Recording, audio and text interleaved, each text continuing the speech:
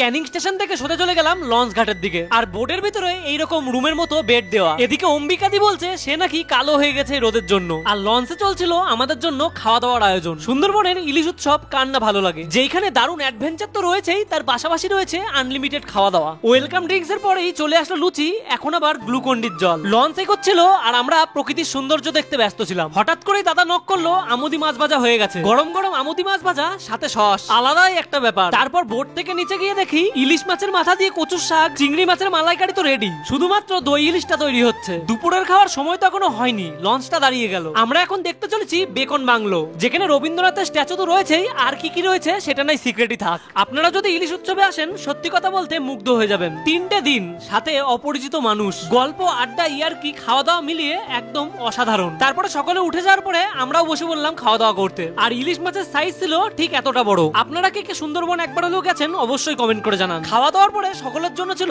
একটা করে ফল। ঘড়ির কাঁটায় এখন দুপুর 3টে বাজে আর আমরা পৌঁছে গেলাম আমাদের গন্তব্যস্থলে। রাত্রিটা এই হোটেলে থেকে পরের দিন আমরা বাঘ দেখতে বেরোবো। সন্ধ্যাবেলায় চা বিস্কুটের পাশাপাশি ছিল এরকম চাউমিনের প্লেট। তারপর শুরু হলো ঝুমুর ডান্স। তোমাদের দিদিভাই অম্বিকাদি সকলে মিলে শুরু করলো না। তারপর রাতের খাওয়া দাওয়াতে ছিল মটন কষা, আলু ভাজা। যারা মটন খায় না তাদের জন্য ডিমের অপশনও ছিল। প্রথম দিন তো আমাদের খুব সুন্দরভাবেই গেল। আর আপনারা এই ভিডিওটি কে কোথা থেকে দেখছেন অবশ্যই কমেন্ট করে জানাবেন। আর আমরা গেছিলাম সুন্দরবন লোকনাথ ট্রাভেলার্স এর সাথে। সত্যি এনাদের যা ব্যবহার আর খাবারের যা টেস্ট অতুলনীয়। আপনারা যারা গেছেন একবার হলেও তারা অবশ্যই কিন্তু কমেন্টে রিপ্লাই দিয়ে যাবেন কেমন লাগলো তাদের সাথে ঘুরে।